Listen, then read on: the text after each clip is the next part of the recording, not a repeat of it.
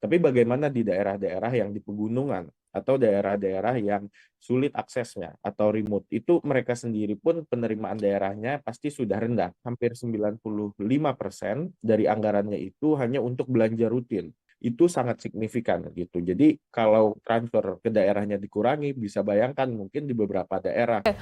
Mas Rifki, aku membayangkan kalau daerah-daerah yang ada beberapa daerah yang memang cukup kreatif untuk mendatangkan pemasukan atau misalnya mendatangkan proyek gitu. Tapi gimana dengan daerah-daerah yang nggak terlalu seberuntung itu gitu? Itu dampaknya berarti akan sangat signifikan dong ya Mas. Apalagi misalnya kayak di daerah 3T gitu. Itu yang dibayangkan Mas Rifki dampaknya akan seperti apa sih? Karena kan pasti mereka andalannya ya TKD kan gitu.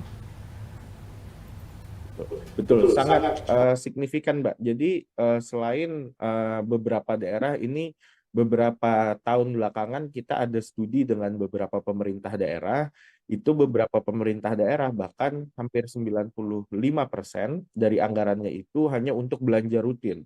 Jadi untuk gaji pegawai, untuk operasional kantor, untuk layanan-layanan dasar di daerah, itu sangat signifikan gitu. Jadi kalau transfer ke daerahnya dikurangi, bisa bayangkan mungkin di beberapa daerah untuk ngurus KTP sulit, untuk ngurus kebutuhan-kebutuhan di Pemda ini menjadi berat, untuk Pemda ini menjalankan fungsinya juga menjadi sulit, dan seterusnya.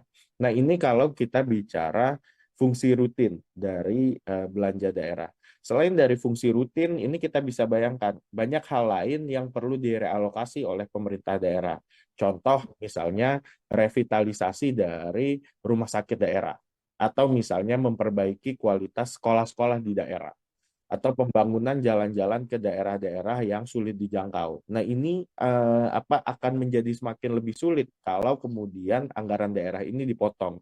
Jadi sebetulnya at the end of the day adalah yang paling dirugikan daerah yang nggak memiliki kapasitas fiskal, yang kapasitas layanan dasarnya cukup rendah, yang aktivitas ekonominya cukup rendah, dan ini semakin sulit untuk mereka bisa bisa melakukan hal-hal tersebut. Implikasinya apa? Ada potensi nanti ketimpangan dari kualitas hidup antar daerah juga semakin melebar gitu.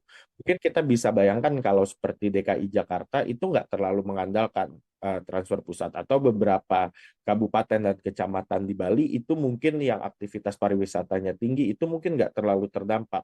Tapi bagaimana di daerah-daerah yang di pegunungan atau daerah-daerah yang sulit aksesnya atau remote, itu mereka sendiri pun penerimaan daerahnya pasti sudah rendah gitu, apalagi pemerintah dari pusatnya kemudian dipotong. Jadi ini dampaknya terhadap kualitas dan taraf hidup masyarakat, dan yang kita khawatirkan adalah risiko pelebaran ketimpangan ini akan semakin besar.